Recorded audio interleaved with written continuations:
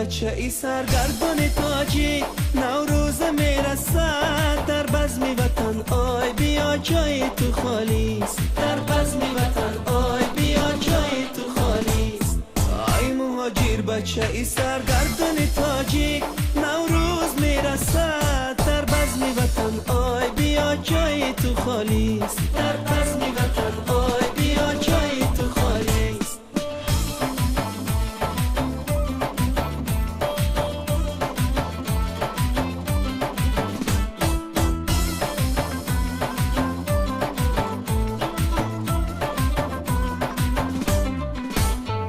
نام آوری خونه، نام آوری خونه،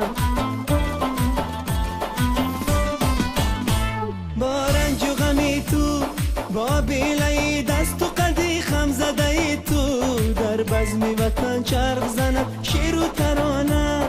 چنگ و چهانه الا گل دانه دانه، در بزم وطن آی بیا جای تو خالیست، در بزم وطن آی بیا جای تو خالیست.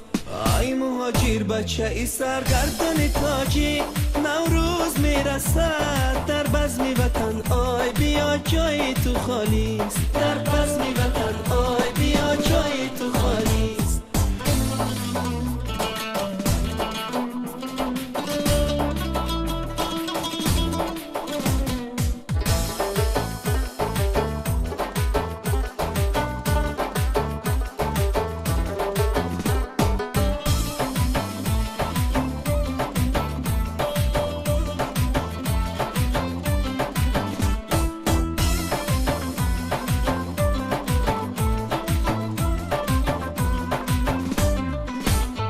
در جمعی بچه هات هم یار با وفات،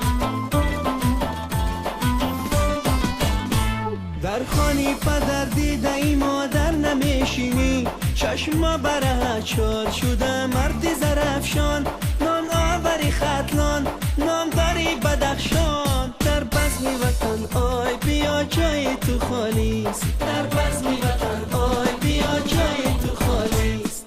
آی مهاجر بچه ای سرگردان تاجیک، نوروز میرسد در بزم وطن، آی بیا جای تو خالیست، در بزم وطن آی بیا جای تو خالیست. آی مهاجر بچه ای سرگردان تاجیک، نوروز میرسد در بزم وطن، آی بیا جای تو خالیست، در بزم وطن